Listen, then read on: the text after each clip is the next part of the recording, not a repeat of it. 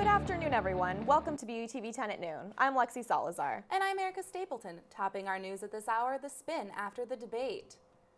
In their second debate before election, Senate candidates Scott Brown and Elizabeth Warren tackled tough issues like the economy and immigration. Last night's hot topics about Afghanistan, each candidate's work history, and the Supreme Court eventually led to a heated retort by Scott Brown. Go ahead, Excuse me, I'm not a student in your classroom. Warren lightened the mood when addressed about why no woman has been elected as senator or governor in Massachusetts. Well, right now I'm trying to do something about that. The Senate candidates will debate 2 more times later this month. From one debate to another, the first presidential debate between Republican Mitt Romney and President Barack Obama is set for tomorrow evening in Colorado. It'll be watched by millions across the country, including right here at BU. Marco Benetoff joins us live with more. Marco?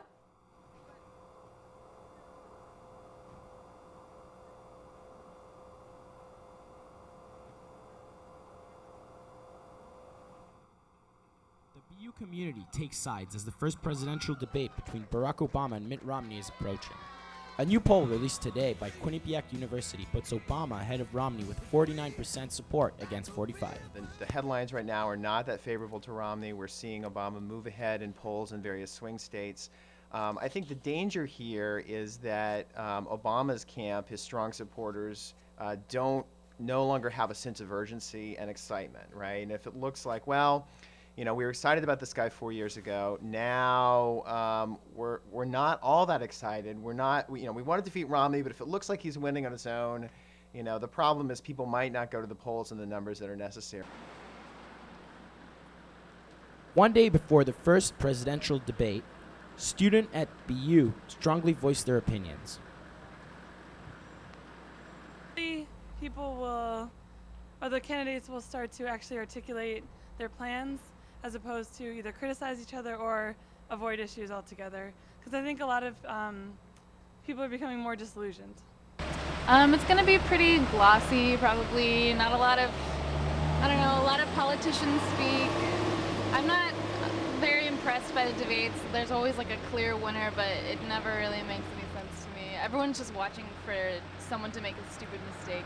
I look forward to seeing what Romney has to say. I think it's about time that he comes forward with specifics of his campaign. Only hours away from the first debate, expect fireworks to take place between Mitt Romney and Barack Obama. From BUTV 10, this is Marco Benetoff. One man dies and 2 others are suffering from serious injuries in a shooting on Park Street in Dorchester. Boston police say the victim was pronounced dead at the scene where he collapsed in front of an apartment building on Park Street last night. 2 other men were severely injured and rushed to Boston Medical Center, but are expected to survive. Officers heard 12 gunshots, and some of the bullets ended up in a neighbor's house. Police are still searching for suspects and are under investigation. New information from another police officer helps build the case in the lawsuit that DJ Henry's family is filing over their son's questionable death. Henry, a football player at Pace University, was fatally shot by a Pleasantville police officer in October 2010 in New York. The officer, Aaron Hess, has since been cleared by a grand jury, but new documents may call this ruling into question. Another officer on the scene claims that he fired at Hess while Hess fired at Henry. He was under the impression that Hess was the aggressor and unaware he was a fellow officer. Couldn't have been thorough if neither of the 2 people who discharged their weapons that night were even interviewed. I think the reality is there was an attempt to obstruct the truth, and in my thinking, that's an obstruction of justice. The second officer is working with the Henry family to build its case, claiming that he was never interviewed by the district attorney. A 14-year-old boy is suffering from head injuries today after a car strikes his bicycle in Milford. The boy was crossing Spruce Street in Milford when a 78-year-old woman allegedly hit his bicycle yesterday evening. Police arrived at the scene around 6:45. Authorities airlifted the victim to the hospital. Police say no charges have been filed. The case is still under investigation. American Airlines is under scrutiny after a set of plane seats came loose from the cabin floor for the 3rd time in less than a week. The federal government is conducting an investigation after 3 American airline flights have had to abort their planned trips after whole rows of seats have popped out from the floor during takeoff. No passenger injuries have been reported. Officials say the loose seats on these Boeing 757 planes might be attributed to the removal and reinstallation of the seats, as all 3 aircrafts were under maintenance last week. American Airlines has taken 8 planes that might have had the same problem out of service today. A terrible nautical collision has left several passengers dead and crew members under suspicion. Police arrested 6 crew members under suspicion of negligence in a boating crash in Hong Kong last night that killed 37 passengers and hospitalized 9 others. The collision happened off the coast of Lamma Island when a ferry rammed into a private ship owned by the Hong Kong Electric Company. The ferry made it to the shore, but the company ship quickly sank after impact, plunging into the water with its bow upright. Police think that it is still possible for passengers to be in parts of the submerged ship and are continuing their investigation. Security has been tightened on Boston ambulances after the discovery of suspected drug tampering by a paramedic. The alleged tampering was discovered in September of last year. According to health officials, as many as 57 patients may have been exposed to blood-borne illnesses. Officials say the paramedic in the center of the controversy allegedly tampered with sedatives and painkillers during a 6-week period in the summer of 2011. The unidentified paramedic was let go last September, but is not yet facing any charges. Another man has come forward to accuse a former Red Sox clubhouse manager of sexual abuse. Now 57, Gerald Armstrong is the 20th person to come forward and say he was violated by Donald Fitzpatrick. In 2002, Fitzpatrick pleaded guilty to 4 counts of attempted sexual battery against boys between 1975 and 1989. He died 7 years ago while serving a 10-year suspended sentence. All 20 men are demanding a combined total of $100 million from the Red Sox for the alleged misconduct. Good news on the housing front is helping to boost Wall Street. Checking the numbers right now, the Dow is up 25 points at this hour. On average, major stocks in technology, banking, and telecommunication are higher than earlier this week. Analysts say the rise in the Dow is due primarily to improved housing market numbers. In July, housing prices rose 0.3% and 4.6% in August. Improvements in the markets in Germany and Britain, as well as lower borrowing costs from Spain, also major contributors to today's rise. Coming up on BUTV 10 at noon, think twice before eating that peanut butter sandwich. It may not be safe. Also coming up, a glitch with the iPhone 5 may be costing you without even knowing.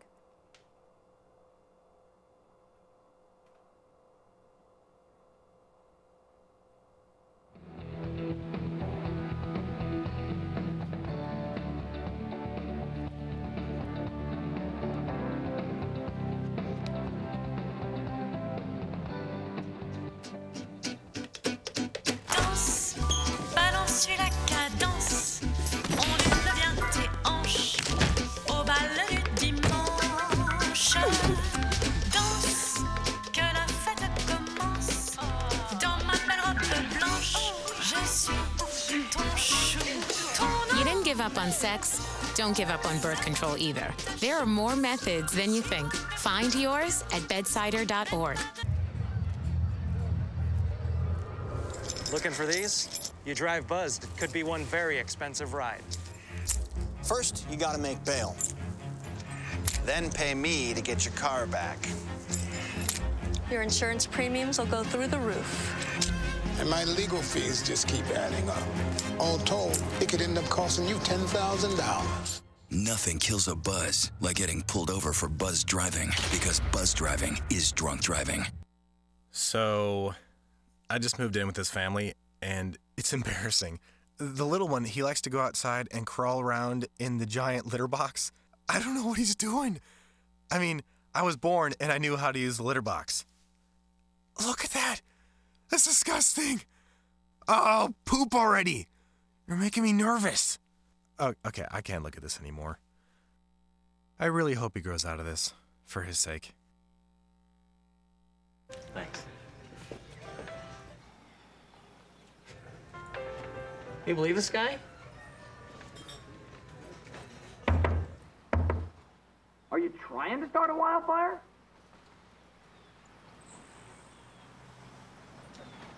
Sorry. Pass the honey? 9 out of 10 wildfires are caused by humans. Only you can prevent wildfires.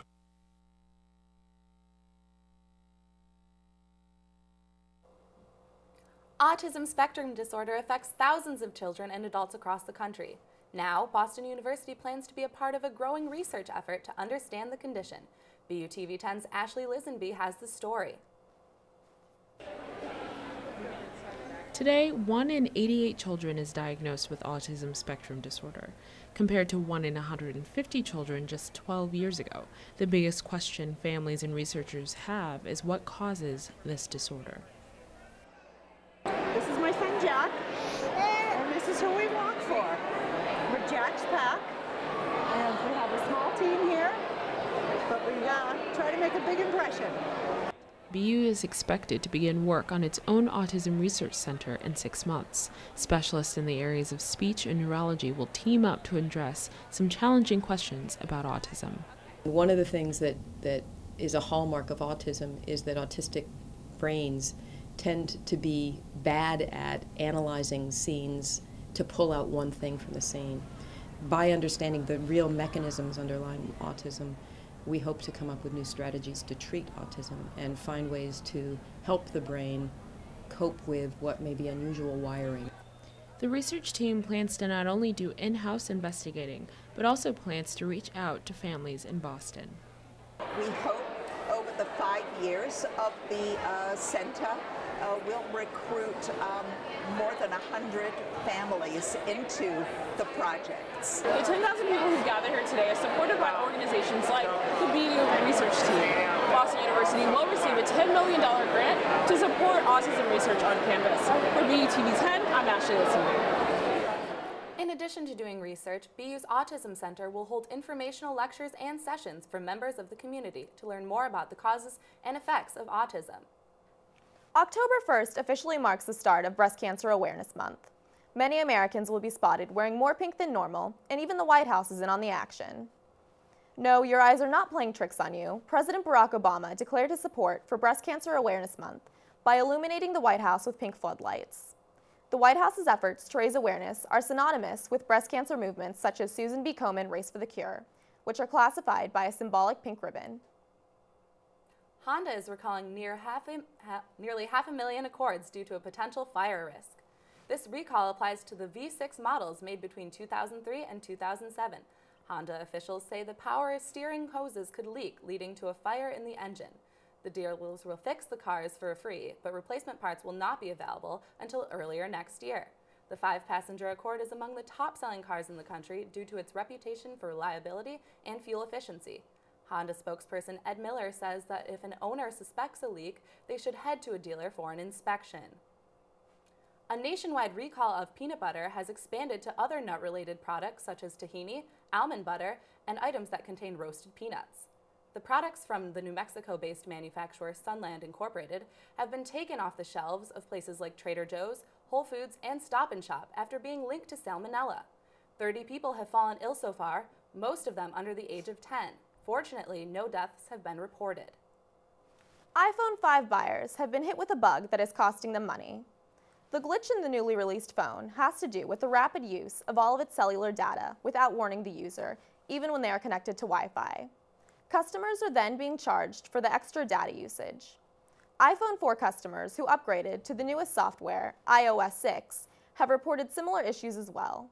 Apple has acknowledged the existence of the bug and stated that they are working towards fast fix. Facebook raises concerns today regarding privacy. The company is experimenting with selling access to its users. The site allowed the marketers to target ads to users based on interest they obtained from users' Facebook pages or sites they visited. People are concerned, however, that their personal information is being shared without their consent. Facebook states firmly, however, that it is not selling the personal information of users. It's a big day for New Englander and Family Guy creator Seth MacFarlane. The funny guy is hosting the 2012 Oscars and is thrilled to have received what he has referred to as the greatest phone call in showbiz. MacFarlane lost no time and went to YouTube to reenact his father's hysterical reaction to the news. I'm overwhelmed with excitement. Congratulations. Thank you, yeah. Big news. Yeah. Anyway, listen, I brought you these bathing suits, and I want you to have them. They don't fit me anymore, obviously. I don't really need bathing suits. You can find MacFarlane on the Oscar stage February 24th, 2013.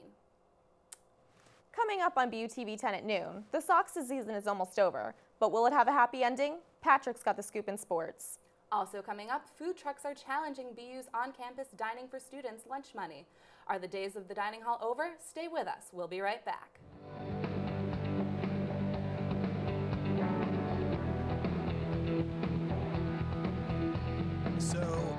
I'm kind of new here, but I've noticed a trend.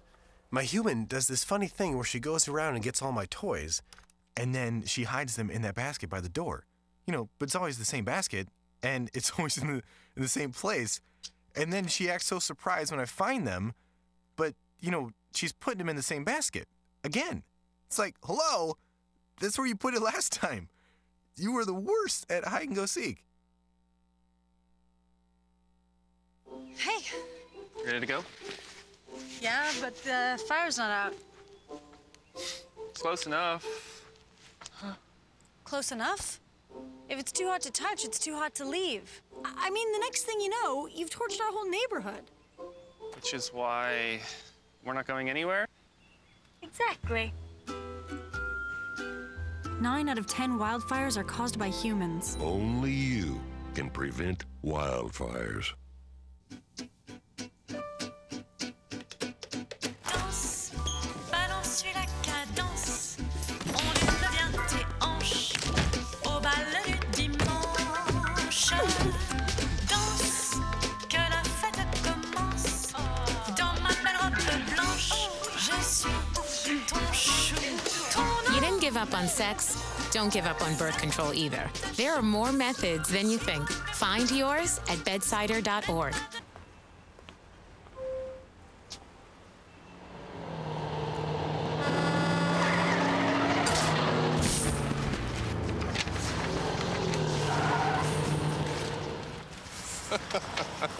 This can't be happening. This can't be happening. Of course it's not happening. Armored car. Listen, having money isn't about luck. Make your own coffee, save $1,000 a year. Feed me. Feed the pig.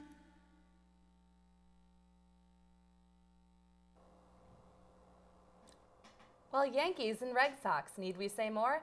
Patrick's got the highlights, if you can call them that. Patrick? If you're a Yankees fan, you've got the highlights. The Red Sox are looking to put a positive end to what's been a dismal season by doing their part to knock the Yankees out of the division lead. They've been outscored 63-27 over their past 10 games and went into this one on a 5-game losing streak. Could Clay Buchholz put an end to Boston's skid in its final series opener on Monday night? Well, it didn't get off to a good start as Robinson Cano blasted the first pitch of the second inning for a solo homer in center field, and Buchholz's nightmare inning was just getting started. Just 2 batters later, Curtis Granderson would score 2 more with a monster of a home run down the right side to go up 3-0, and it still wasn't over yet. Now down 5-0, still in the same inning, Cano comes back for more and gets 2 more runs on a double to center field. After the Yankees shelled Clay Buchholz for 7 runs in the second frame alone, Bobby V would end his night, and the Bronx Bombers would win this one easily 10-2. Good news for the Celtics. Jeff Green is now practicing for the first time since undergoing heart surgery and missing the entirety of the 2011 season. He'll be a key component for the C's as they need production from him to keep some of the older players fresh throughout the season. Boston starts its preseason this Friday against Fenerbahce Okur in Istanbul. And the Patriots play an old face in a new place this week and rekindle the Brady Manning rivalry for the first time in 2 years. Coming off a win in Buffalo, the Patriots have many promising things to build off of at home against Denver. After an underachieving and mistake-prone first half, the Patriots turned it on to score 45 points in the second. The efficiency of the running game was a great sight to see for Pats fans everywhere, with 2 Patriot running backs eclipsing 100 yards for the first time since 1982, with surprise contributions coming from undrafted rookie Brandon Bolden. It was also good to see players stepping up on the defense, with often criticized Devin McCourty capitalizing on 2 interceptions, plays that he hadn't been making the past few weeks, and also the emergence of hard hitter Brandon Spikes, coming up with 2 key forced fumbles in the game.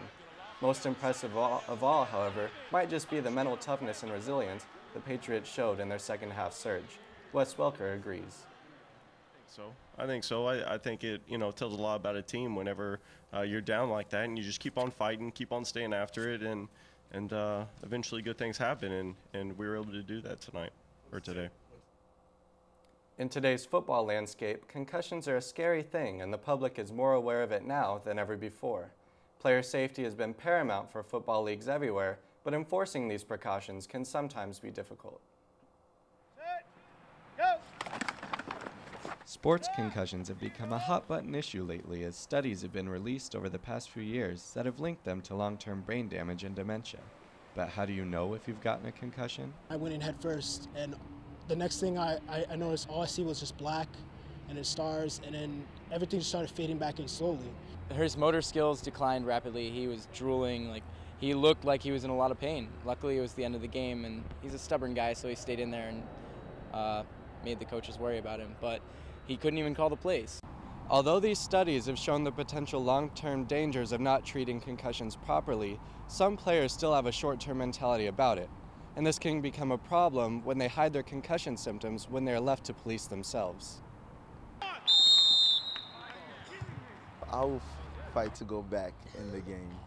Like, I don't care. Like, if I had a concussion, I'd probably get up, get off for like one play and just go right back in. While one concussion is not likely to give you lasting damage, it paves the way for more.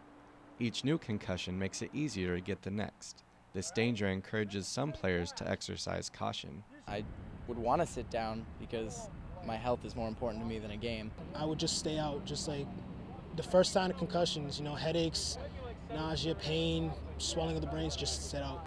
1, 2, 3, Boston!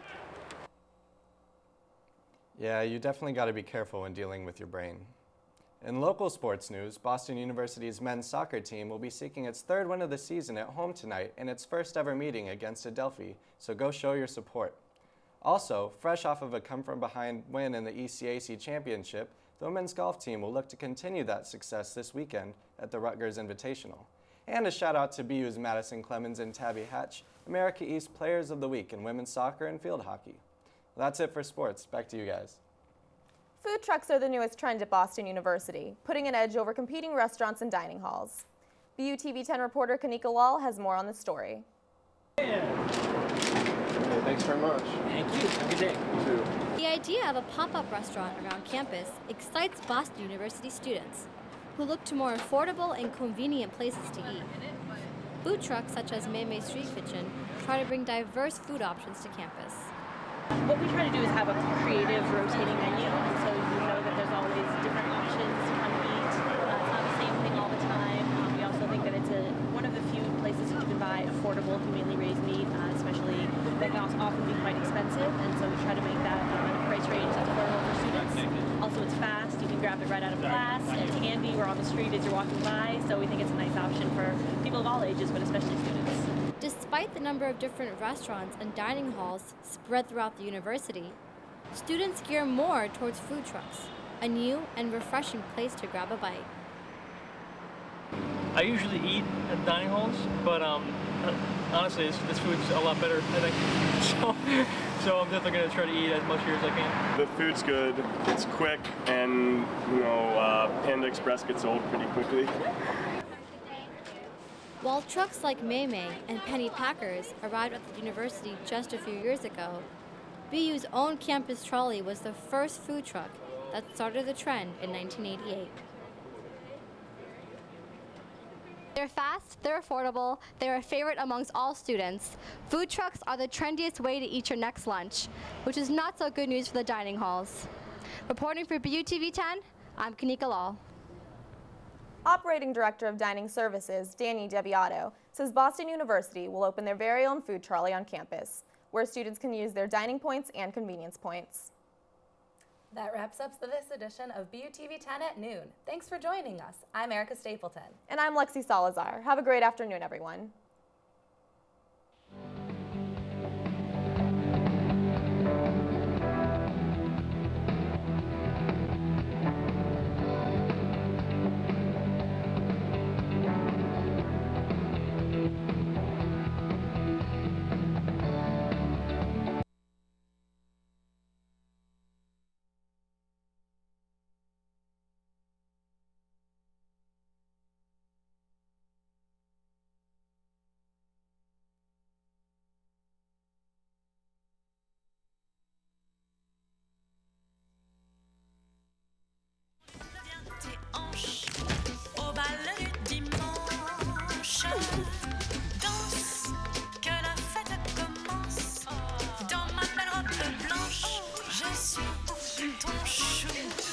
You didn't give up on sex. Don't give up on birth control either. There are more methods than you think. Find yours at bedsider.org. Looking for these? You drive Buzzed. It could be one very expensive ride. First, you gotta make bail. Then pay me to get your car back. Your insurance premiums will go through the roof. And my legal fees just keep adding up. All told, it could end up costing you $10,000. Nothing kills a buzz like getting pulled over for buzz driving, because buzz driving is drunk driving. So, I just moved in with his family, and it's embarrassing. The little one, he likes to go outside and crawl around